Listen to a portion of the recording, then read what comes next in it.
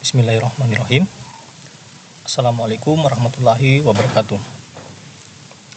Perkenalkan, nama saya Murham M, NIM 12231600011. Jadi di sini saya akan merangkum mata kuliah nutrisi tanaman, di mana rangkuman ini saya ambil dari buku Bapak Nasruddin. Jadi di sini ada 4 bab yang saya rangkum, terdiri dari pendahuluan, bab 1, bab 2 itu tanah sebagai media tumbuh tanaman, bab 3 siklus dan pergerakan hara, dan bab 4 itu ada metabolisme hara. Kita masuk ke pendahuluan. Jadi di sini pendahuluan ada komposisi analisa bujaringan tanaman, klasifikasi hara. Jadi ada gambar yang bisa kita lihat di sini, internal stem struktur dan plan epidermis. Internal stem struktur di sini ada bagian-bagian di dalamnya, yaitu ada phloem, ada cambium, xilem, pit, ini terdiri di dalam struktur, ada korteks di bagian luar ini, dan epidermis. Di sini plan epidermis sama dengan yang di atas, kita bisa lihat pada gambar. Kita langsung masuk ke komposisi analisa bujaringan tanaman. Di sini ada tabel 1, susunan unsur anorganik tanaman jagung, CMX. Jadi kita lihat ada unsur kimia, simbol, berat keringnya, jumlah relatif dari atom dalam jaringan tanaman. Di sini analisa abu dari jaringan tanaman akan menunjukkan komposisi unsur anorganik tanaman, yaitu karbon, Ca, magnesium, Ps, Mn, Fe, Ns, So, Cl, Al, dan unsur-unsur lainnya yang lepas dalam bentuk gas pada saat pengabuan adalah C, H, O, dan N. Jadi kebutuhan unsur anorganik untuk pertumbuhan tanaman tingkat tinggi dapat diperoleh dari atmosfer air dan tanah. Sedangkan kebutuhan unsur hara anorganik tersebut yaitu CO2 dan CO2 gas, O2, nitrogen gas NH3, dan SO2. Di sini air merupakan sumber nutrisi bagi tanaman yang diperoleh melalui proses transpirasi yang terjadi dari daun tanaman. Tanah merupakan nutrisi mineral tanaman yang berasal dari ion-ion mineral dari bahan induk, batuan tanah, dan sisa-sisa tanaman dan hewan yang telah membusuk atau melapuk. Kita lanjut. Di sini ada komposisi analisa abu jaringan tanaman. Kita lihat tabel 2, unsur esensial, perkiraan waktu penetapan dan peneliti yang mengusulkan. Di sini ada tabel yang kita lihat, unsur, simbol, waktu penetapan, unsur esensial, peneliti. Di situ ada nitrogen, fosfor, kalium, kalsium, magnesium, sulfur, besi, mangan, kufrun, boron, seng, molybdenum, klor, nikel. Kita lihat di tabel 3 ada komposisi larutan hara sek pada kultur air. Itu larutan haranya ada CaSO4 H2O. Itu ada lengkap gramnya 0,250 gram. Itu kita bisa lihat di sini. Ada Ca H2PO4 H2O, ada MgSO4 H2O, dan seterusnya. Kita lanjut pada klasifikasi hara. Kita lihat tabel 4 ada komposisi nutrisi larutan Hoagland untuk pertumbuhan tanaman. Di sini ada komponen larutan, ada elemen hara, konsentrasi akhir. Itu ada hara makro, KNO, Ca, NO3. Ini ada 16.000, ppm-nya 224. CaNO3 4 H2O. Di sini ada penjelasannya masing-masing kategori yang ada. Kita lanjut saja. Nah, di sini tanah sebagai media tumbuh tanaman. Jadi ada gambarnya di sini. Jadi penggunaan tanah bagi tanaman, sifat-sifat tanah dan pertumbuhan tanaman, tekstur dan struktur tanah, bahan organik tanah, mikroorganisme tanah, dan reaksi tanah. Penggunaan tanah bagi tanaman kita lihat pada gambar. Di sini ada lapisan horizon, O horizon, A horizon, B horizon, C horizon, R horizon. Sini tanah merupakan hasil evolusi dari perubahan sepanjang waktu dari batuan induk yang dipengaruhi oleh faktor genetik, bahan induk, iklim organisme hidup, dan topografi. Horizon tanah merupakan suatu lapisan tanah dari hasil evolusi. Setiap horizon memiliki perbedaan. Horizon A merupakan lapisan yang paling atas dan horizon tanah umumnya memiliki warna paling gelap akibat dari akumulasi bahan organik. Horizon B terjadi perubahan warna yang lebih terang dibandingkan dengan horizon A. Pada lapisan ini masih ditemukan akar-akar tanaman yang berkembang. Horizon C merupakan lapisan yang tidak dipengaruhi oleh proses-proses pembentukan tanah.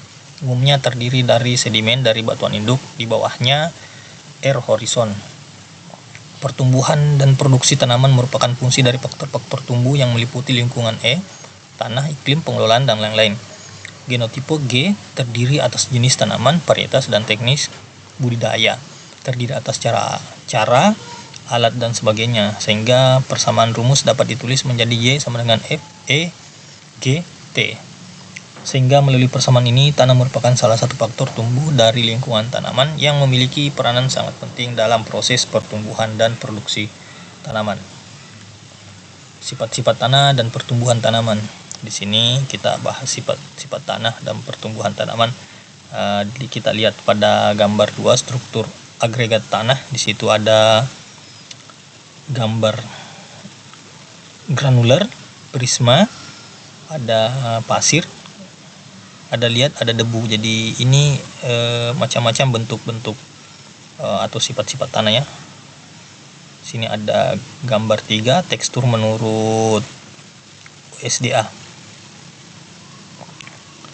Jadi di sini tadi kita lihat struktur agregat tanah menunjukkan kombinasi atau susunan partikel-partikel tanah, pasir, debu, dan tanah liat sampai pada partikel-partikel sekunder yang disebut agregat. Struktur tanah memiliki 4 tipe, yaitu granular.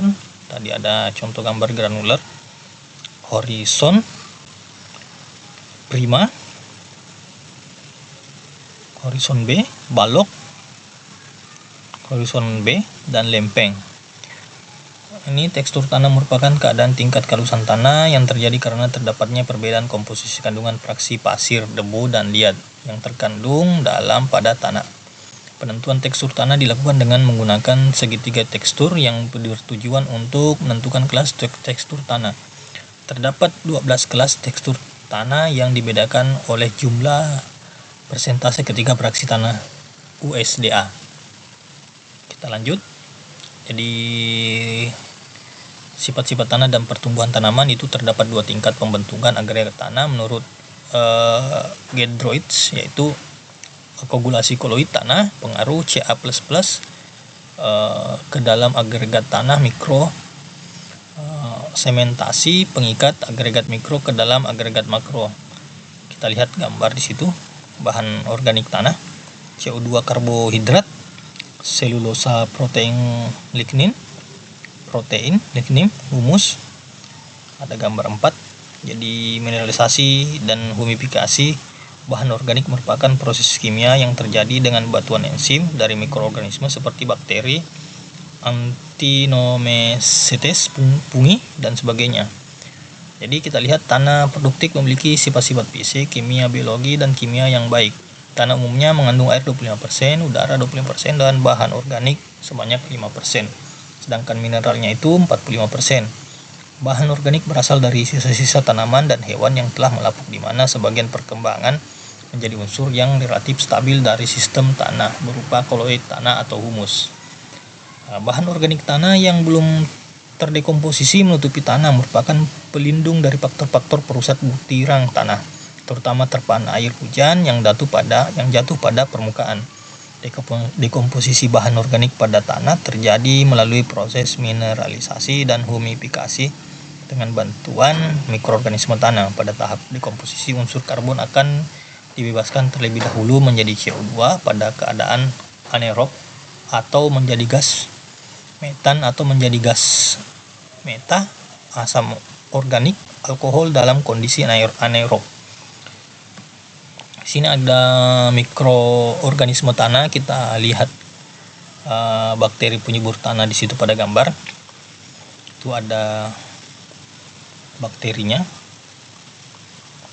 Ada gambar-gambar yang kita bisa lihat di sini. Tanah sangat kaya akan keagaman mikroorganisme seperti bakteri Anthemomycetes, fungi protosa, alga, dan virus. Peranan menguntungkan mikroba tanah yaitu menghancurkan limbah organik, reklivin, hara tanaman, fiksasi biologis, nitrogen, pelarut, fosfat. Ini merangsang pertumbuhan, biokontrol, patogen, dan membantu penyerapan unsur hara. Perubahan struktur komunitas mikroorganisme tanah sangat dipengaruhi oleh konsentrasi oksigen dan kandungan bahan organik tanah. Pemanfaatan mikroorganisme menawarkan teknik-teknik yang memungkinkan untuk memantapkan agregat tanah, meningkatkan serapan unsur hara, pengendalian patogen dalam tanah, dan mempercepat pelapukan limbah organik pada tanpa menimbulkan pencemaran terhadap lingkungan. Ini ada reaksi tanah. Ada gambar 6, hubungan antara pH tanah dan ketersediaan hara bagi tanaman. Jadi kita lihat kebutuhan kalion Ca, K, Mg itu ada plus dan Na plus bagi tanaman legum lebih besar dibandingkan dengan anion Cl minus, SO4 sama dengan, dan yang O3 minus yang merupakan pembawa sifat kebasahan tanah. Reaksi tanah atau pH tanah merupakan salah satu dari sifat-sifat tanah yang paling banyak diminati karena memiliki hubungan yang erat dengan kesuburan tanah. Yang lain seperti KTK, kejenuhan, basah, dan sebagainya. Reaksi tanah berkolerasi dengan sifat al dalam tanah. Al dalam larutan tanah berhubungan erat dengan al dapat ditukar aldehyde dan berpengaruh langsung terhadap pertumbuhan akar serta keracunan tanaman. Pada pH tanah yang rendah, KPT, kapasitas penyanggah tanah, akan tinggi dikarenakan terjadi reaksi hidrolisa dengan kation al. Untuk menetralkan A, selanjutnya pemberian kapur ditukar dengan kalion Ca++ atau Mg++. Dan langsung saja, tanaman legum mampu meningkatkan kemasaman tanah karena mampu memenuhi N yang berasal dari fiksasi N2 yang berasosiasi dengan akar. Kita lanjut. Di sini ada siklus dan pergerakan hara. Kita lihat contoh gambar siklus hara. Ada magnesium Zn, N, Pk. Di sini ada Ep juga. Jadi ini siklus dan pergerakan hara. Pergerakan hara, transportasi, translokasi, pemupukan berimbang, dan hubungan antara ketersediaan hara dengan pertumbuhan tanaman. Di sini siklus hara kita bisa lihat dalam gambar. Itu fotosintesis, dekomposisi, aliran energi, siklus biologis. Jadi ketersediaan hara merupakan salah satu kebutuhan dasar bagi tanaman untuk dapat tumbuh dan berproduksi dengan baik. Jadi hara nutrisi tanaman bersumber dari udara, air, dan media tumbuh tanaman tanah.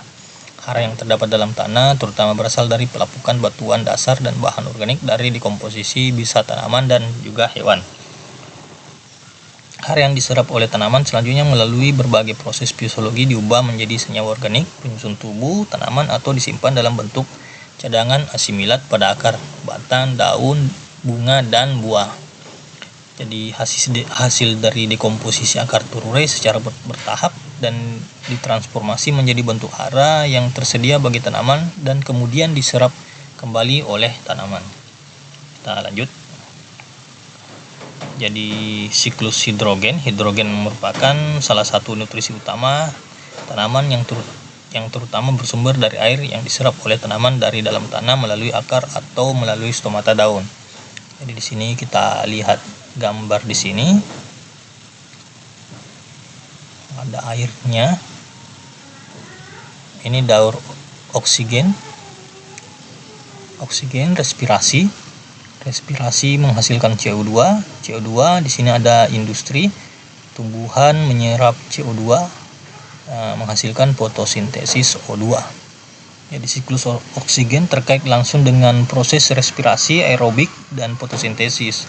Fotosintesis merupakan proses reduksi CO2 dan atom hidrogen dari tanah dengan bantuan sinar matahari yang ditangkap oleh hijau daun diubah menjadi gula dan O2 kemudian dilepas ke udara, kemudian digunakan kembali oleh semua organisme hidup termasuk tanaman untuk kelangsungan proses respirasi dan pernapasan. Sini ada nitrogen cycle. Kita lihat siklus fosfornya yang terjadi, siklus surpul, siklus kalium pada sistem tanah tanaman. Bisa kita lihat pada gambar. Lanjut. Di pergerakan hara, zona penyerapan hara pada akar tanaman, irisan melintang akar dan jalur pergerakan hara melintas sel-sel akar. Ada gambar juga yang bisa kita lihat. Kita lanjut. Ini transportasi pasif. Model diffuse sederhana melintas membran sel. Kita lihat contoh gambar. Kondisi sel tanaman bila ditempatkan dalam keadaan hipotonik, isotonik. Model transportasi pasif melintasi membran yang difasilitasi oleh ion, channel, dan protein carrier. Jadi di sini ada 3 gambar model distribusi sederhana, kondisi sel tanaman, model transportasi pasif melintasi membran yang difasilitasi oleh ion. Kita lanjut di bagian selanjutnya, transportasi aktif. Di sini model transform molekul. Di sini ada penjelasannya, mekanisme pompa natrium dan kalium yang juga sering disebut NaK, AT, fase. Mekanisme ini akan memelihara konsentrasi ion K intraseluler selalu lebih dari konsentrasi ion K ekstraseluler, dan konsentrasi ion NADP selalu memelihara ketersediaan energi untuk pompa protein. Sedangkan model transport molekul, konsentrasi Na dijaga agar tetap rendah di dalam sel dan konsentrasi K dipertahankan agar tetap tinggi. Kita lanjut saja ke halaman berikutnya, itu pemupukan berimbang dan hubungan antara ketersediaan hara dengan pertumbuhan tanaman. Tujuan pemupukan berimbang, hubungan antara ketersediaan hara dengan pertumbuhan tanaman. Sini kita lihat ada pemupukan berimbang. Gambar umum pertumbuhan sebagai fungsi dari konsentrasi hara dalam jaringan tumbuhan Barker dan Gretchen. Hubungan antara ketersediaan hara dengan pertumbuhan tanaman. Kita langsung metabolisme hara. Ini kita lihat gambar. Fungsi sulfur bagi tanaman. Ada nitrogen, fosfor, kalium, kalsium, magnesium, sulfur. Jadi di sini ada nitrogen yang di bawah ini.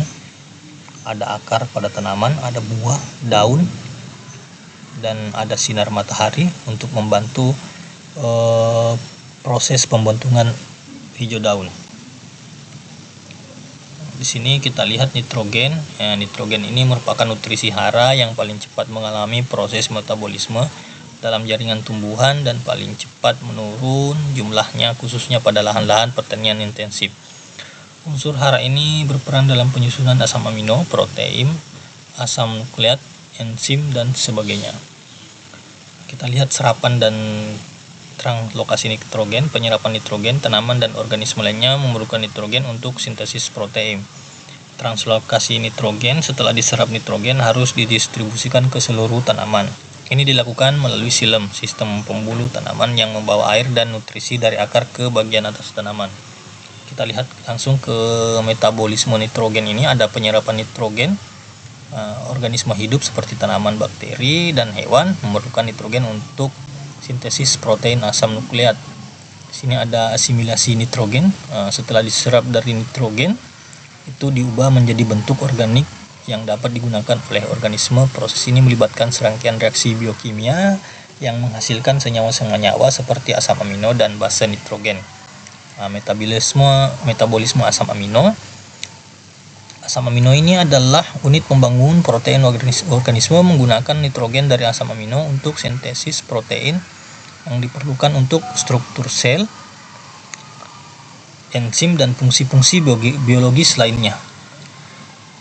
Kita lihat transminasi dan deaminasi. Proses transminasi dan deaminasi terlibat dalam pembentukan dan penggunaan asam amino. Ekskresi nitrogen ini organisme membuang kelebihan nitrogen atau limbah nitrogen dalam bentuk amonia, NH3, urea atau asam urat. Ini biasa dilakukan melalui urin pada hewan atau melalui pengeluaran limbah tanaman. Ini ada jalur metabolisme nitrat pada akar tanaman, ada contoh di sini, ada gambarnya. Metabolisme amonium, jalur metabolisme nitrat pada daun, di sini ada gambar. Transaminasi modifikasi kerangka karbon dan hidrolisa protein, ada gambar. Fiksasi nitrogen adalah proses biologis atau kimia di mana nitrogen gas N2 diubah menjadi senyawa nitrogen yang lebih mudah digunakan oleh organisme hidup, seperti amonia, NH3 atau nitrat NO3. Fiksasi nitrogen biologis, proses ini dilakukan oleh bakteri, archaea, dan beberapa jenis cyanobacteria, alga biru hijau, yang memiliki kemampuan untuk mengubah nitrogen gas menjadi senyawa yang dapat digunakan. Sini kita lihat fiksasi nitrogen non biologis, fiksasi nitrogen abiotik. Proses ini terjadi secara non biologis, yaitu melalui intervensi manusia atau aktivitas alami seperti petir. Proses ini biasanya melibatkan pemecahan ikatan nitrogen di udara oleh energi tinggi seperti panas dan tekanan tinggi, atau reaksi kimia yang dimediasi oleh katalisator yang sesuai. Ini bintil pada akar tanaman kedelai kiri, pada batang sesbania rostrata kanan. Ini kita lihat gambarnya. Ini ada gambar mekanisme penambah nitrogen untuk perkembangan akar dan bintil akar kedelai, kontak bakteri Rhizobium dengan bulu akar, dan perubahan bentuk akar akibat infeksi. Benang-benang infeksi yang berisi bakteri, kompleks bintil akar dewasa, dan jaringan pembuluh akar. Konsentrasi nitrogen dalam jaringan tanaman. Sini ada bagian tanaman, konsentrasi total nitrogen. Ini daun, rentang itu 1-6, batang 1-4, akar 1-3, buah 1-6, biji 2-7. Sini kita lihat fosfor. Fosfor merupakan unsur kimia yang penting dalam kehidupan, terutama karena perannya dalam pembentukan asam nukleat, DNA dan RNA, energi seluler ATP, dan membran sel. Sini kita lihat sifat fisik dan kimia fosfor. Bentuk alamiah fosfor dapat ditemukan dalam berbagai bentuk dalam lingkungan, termasuk fosfat POO4, fosfit HPO3, dan organosfosfat, senyawa fosfor organik. Kelarutan fosfat umumnya larut dalam air, tetapi tingkat kelarutannya dapat bervariasi tergantung pada pH dan kondisi kimia lainnya. Reaktivitas fosfor dapat bereaksi dengan berbagai unsur kimia membentuk senyawa fosfor yang beragam.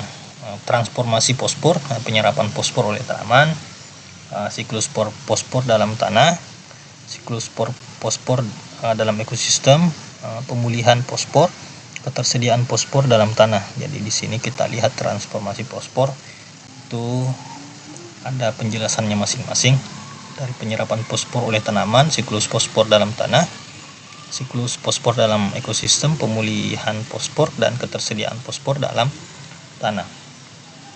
Ya, kita lanjut. Sini peranan fosfor dalam tanaman itu sintesis asam nukleat. Fosfor adalah komponen penting dari asam nukleat, termasuk DNA dan RNA. Di sini fosfor merupakan materi genetik utama dan bertanggung jawab atas transmisi sifat-sifat genetik dari satu generasi tanaman ke generasi berikutnya. Pembentukan energi seluler, fosfor terlibat dalam pembentukan ATP, adenosium tirofosfat, yaitu molekul energi utama dalam sel tanaman. ATP menyediakan energi yang diperlukan untuk berbagai proses metabolik dalam tanaman. Proses fotosintesis di mana tanaman mengubah energi matahari menjadi energi kimia. Pertumbuhan dan perkembangan fosfor diperlukan untuk pembelahan sel dan pertumbuhan tanaman yang optimal termasuk pembentukan akar. Di sini metabolisme fosfor dalam tanaman, penyerapan fosfor, tanaman menyerap fosfor dari tanah dalam bentuk ion fosfat terutama melalui akar. Proses penyerapan ini terjadi melalui jalur transportasi yang melibatkan protein transporter khusus di membran sel akar. Jadi translokasi fosfor setelah diserap fosfor harus didistribusikan ke seluruh tanaman. Ini terjadi melalui aliran phloem dan xilem yang membawa fosfor dari akar ke bagian atas tanaman. Kita ke metabolisme fosfor dalam tanaman. Asimilasi fosfor setelah masuk ke dalam sel tanaman, fosfor digunakan untuk berbagai proses metabolik. Ini termasuk sintesis asam nukleat, pembentukan ATP, pembentukan fosfolipid untuk membran sel, serta berbagai reaksi metabolik lainnya, interaksi dengan mikroba tanah. Sebagian besar fosfor dalam tanah tersedia dalam bentuk terikat, dan mikroba tanah memainkan peran penting dalam mengubah fosfor tersebut menjadi bentuk yang dapat diambil oleh tanaman, bakteri, dan fungi tanah. Dapat meningkatkan ketersediaan fosfor bagi tanaman dengan menghasilkan asam organik atau enzim fosfatase yang dapat membebaskan fosfor terikat dalam tanah. Kita lihat gambar di sini. Konsentrasi fosfor kritis dalam pelepah daun tanaman. Kita lanjut saja. Kalium, penyerapan melalui akar. Penyerapan kalium oleh tanaman terjadi melalui akar. Tanaman memiliki sistem transporter khusus yang memungkinkan penyerapan ion kalium dari larutan tanah yang mengelilingi akar. Aktivitas akar, penyerapan kalium dipengaruhi oleh aktivitas akar, terutama oleh luas permukaan akar dan ketersediaan air. Penyerapan kalium biasanya meningkat saat tanaman aktif dalam fase pertumbuhan. Kekurangan air dapat menghambat penyerapan kalium oleh akar tanaman. Ini karena air diperlukan untuk transportasi kalium dari larutan tanah ke dalam akar. Transportasi melalui xilem. Setelah diserap oleh akar, kalium diangkut melalui xilem dari akar menuju bagian atas tanaman. Ini memungkinkan distribusi kalium ke seluruh tanaman untuk memenuhi kebutuhan fisiologisnya. Translokasi melalui phloem. Kalium juga dapat diangkut melalui phloem yang memungkinkan distribusi kalium ke daun dan bagian-bagian aktif lainnya dari tanaman. Ini penting untuk proses fotosintesis, respirasi, dan berbagai proses metabolik lainnya. Regulasi transportasi kalium dalam tanaman diatur secara ketat untuk memastikan ketersediaan kalium yang cukup bagi pertumbuhan dan perkembangan tanaman. Transportasi kalium, interaksi dengan mikroba tanah. Mikroba tanah seperti bakteri dan fungi juga dapat mempengaruhi ketersediaan kalium bagi tanaman. Beberapa mikroba meningkatkan ketersediaan kalium dalam tanah melalui proses-proses seperti penguraian bahan organik dan pemecahan senyawa yang mengikat kalium. Metabolisme kalium dalam tanaman, penyerapan akar. Tanaman menyerap kalium dari larutan tanah melalui akar mereka. Proses ini terjadi melalui transporter khusus di membran sel akar yang mengaktifkan masuknya kalium ke dalam sel tanaman. Translokasi dalam tanaman, setelah diserap oleh akar, kalium diangkut melalui xilem ke bagian atas tanaman untuk distribusi ke seluruh tanaman. Ini merupakan kalium untuk berfungsi dalam berbagai proses fisiologis dalam tanaman. Interaksi dengan nutrisi lainnya, metabolisme kalium dalam tanaman juga terkait erat dengan metabolisme nutrisi lainnya seperti nitrogen, fosfor. Interaksi antara kalium dan nutrisi lainnya dapat mempengaruhi ketersediaan nutrisi bagi tanaman dan keseimbangan nutrisi dalam tanaman. Sini kita lihat kalium, fungsi kalium bagi tanaman.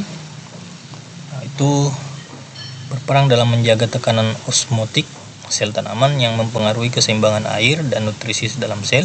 Ini membantu tanaman untuk tetap turgor, kaku, dan mencegah kerusakan sel akibat kekurangan air atau kelebihan air. Aktivitas enzim. Kalium berperan dalam aktivitas enzim. Enzim penting dalam berbagai proses metabolik termasuk fotosintesis, respirasi, dan sintesis protein. Aktivitas enzim ini penting untuk pertumbuhan dan perkembangan tanaman yang optimal. Regulasi pembukaan stomata. Kalium berperan dalam regulasi pembukaan dan penutupan stomata yang merupakan struktur yang mengatur pertukaran gas dan penguapan air dalam tanaman. Ini mempengaruhi pertukaran gas CO2 dan O2 serta penyerapan air oleh tanaman. Toleransi terhadap stres. Kalium membantu tanaman untuk mengatasi berbagai jenis stres, termasuk kekeringan, salinitas, dan suhu ekstrim.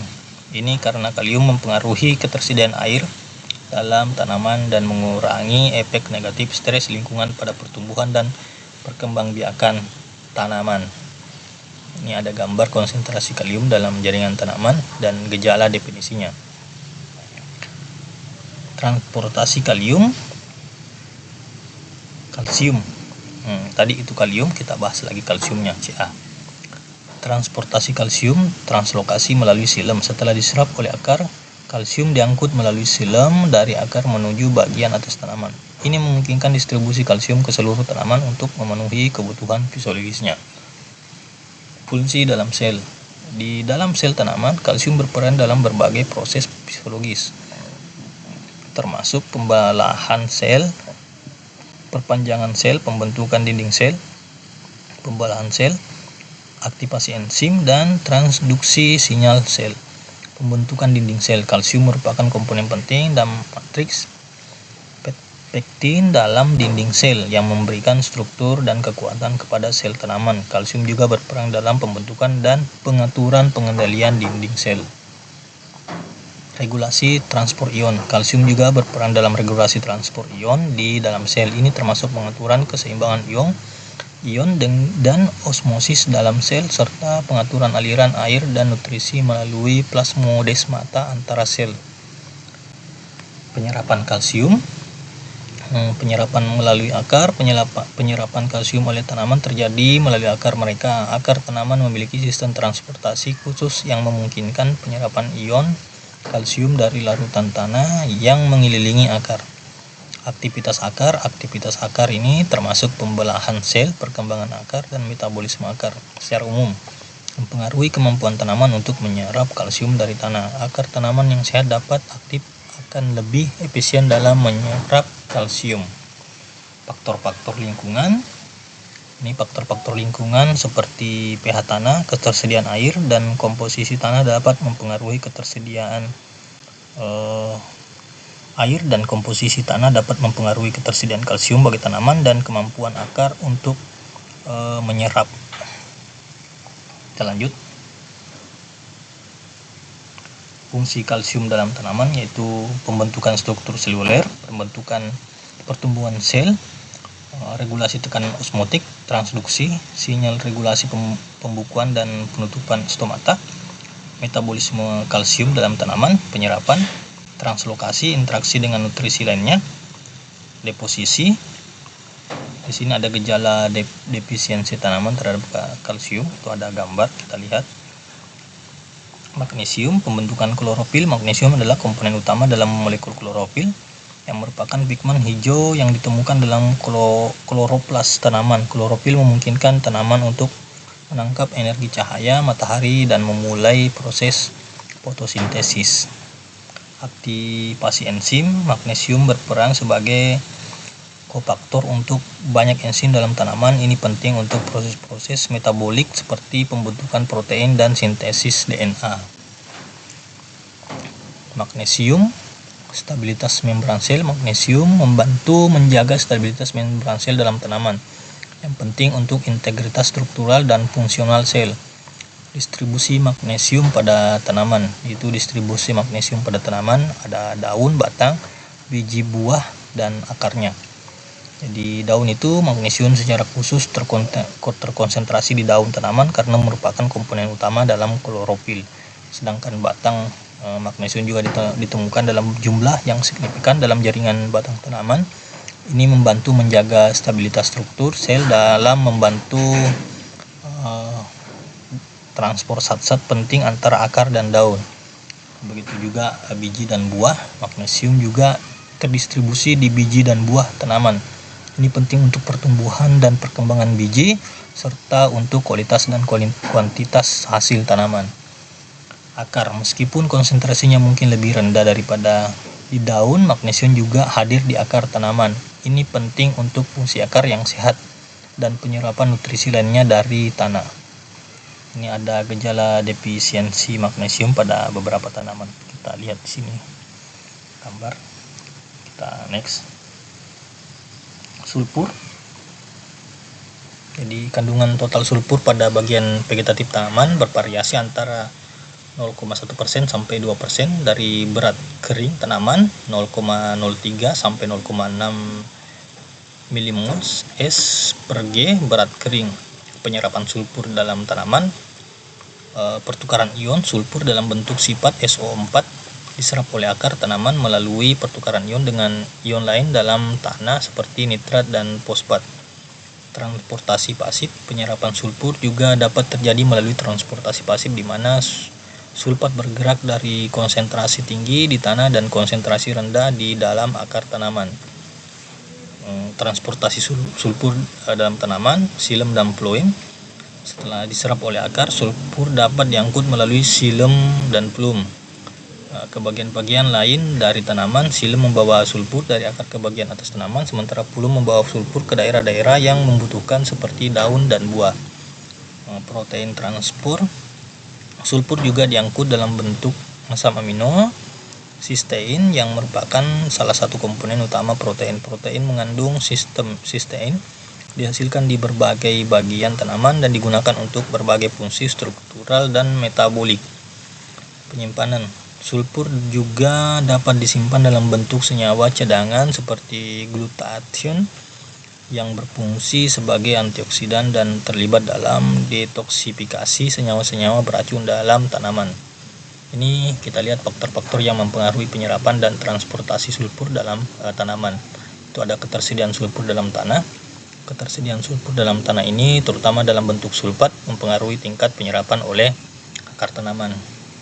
Kondisi tanah, pH tanah dan tekstur tanah dapat mempengaruhi ketersediaan sulfur dalam bentuk yang dapat diserap oleh tanaman.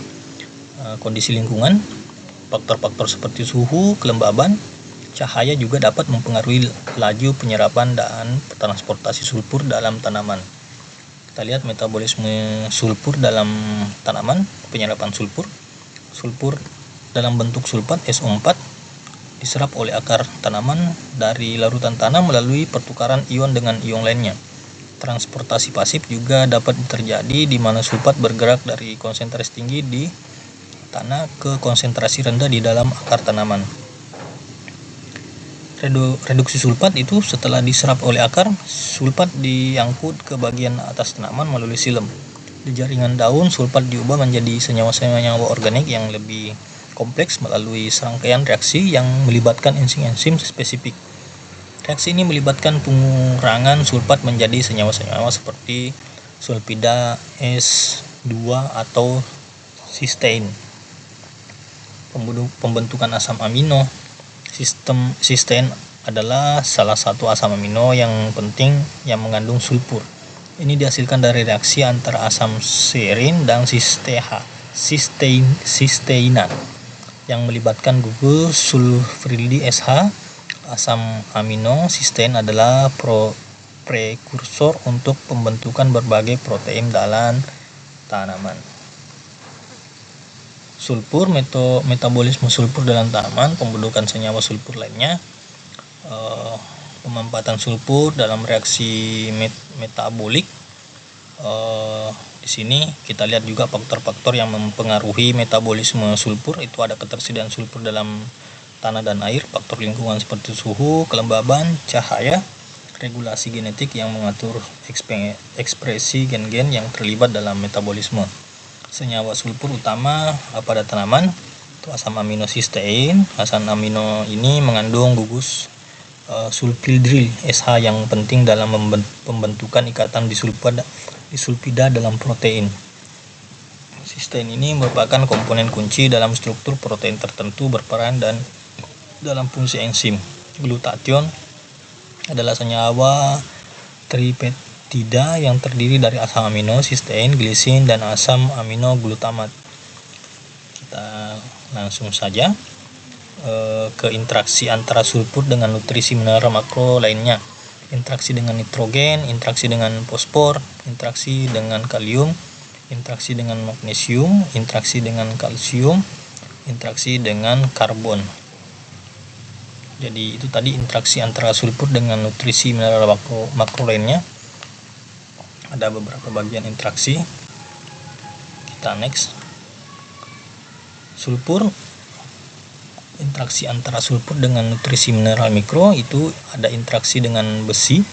Fe, sulfur berperan dalam pembentukan senyawa kompleks dengan besi yang mempengaruhi ketersediaan besi dalam tanah dan penyerapan oleh tanaman. Kelebihan sulfur dapat mengurangi ketersediaan besi bagi tanaman karena sulfat dapat membentuk senyawa yang tidak larut dengan besi. Interaksi dengan mangan, ketersediaan mangan dalam tanah dan penyerapan oleh tanaman dapat dipengaruhi oleh ketersediaan sulfur. Ketersediaan sulfur dalam tanah dapat menghambat penyerapan mangan oleh tanaman. Interaksi dengan tembaga. Sulfur dapat mempengaruhi ketersediaan tembaga dalam tanah dan penyerapan oleh tanaman. Kelebihan sulfur dapat mengurangi ketersediaan tembaga bagi tanaman karena sulfat dapat membentuk senyawa kompleks dengan tembaga. Ini interaksi dengan zinc. Ketersediaan zinc dalam tanah dapat penyerapan oleh tanaman yang juga dapat dipengaruhi oleh ketersediaan sulfur. Kelebihan sulfur dalam tanah dapat mengurangi ketersediaan zinc bagi tanaman. Interaksi dengan boron. Sulfur dapat mempengaruhi penyerapan boron oleh tanaman. Ketersediaan boron bagi tanaman dapat dipengaruhi oleh ketersediaan sulfur dalam tanah. Interaksi dengan molybdenum. Sulfur berperan dalam pembentukan senyawa molybdenum sulfida yang mempengaruhi ketersediaan molybdenum bagi tanaman. Kelebihan sulfur dapat mempengaruhi ketersediaan molybdenum bagi tanaman. Gejala definisi sulfur. Ini kita lihat gejala definisi sulfur. Kuning tua pada daun muda. Itu kita bisa lihat gambar yang ada di sebelah kanan. Pertumbuhan terhambat, daun kuning di antara tulang daun interval. Kemunduran dalam pembungaan dan pembuahan, perubahan bentuk daun, kematangan terganggu, kekeringan, dan kerapuhan pada daun. Ya, terima kasih banyak atas pemaparan kali ini. Mudah-mudahan kekurangannya bisa kita maklumi, dan mudah-mudahan apa yang saya berikan dalam persentase ringkasan materi nutrisi tanaman kali ini bisa kita pahami. Sekian dan terima kasih. Wabillahi taufiq wal hidayah. Assalamualaikum warahmatullahi wabarakatuh.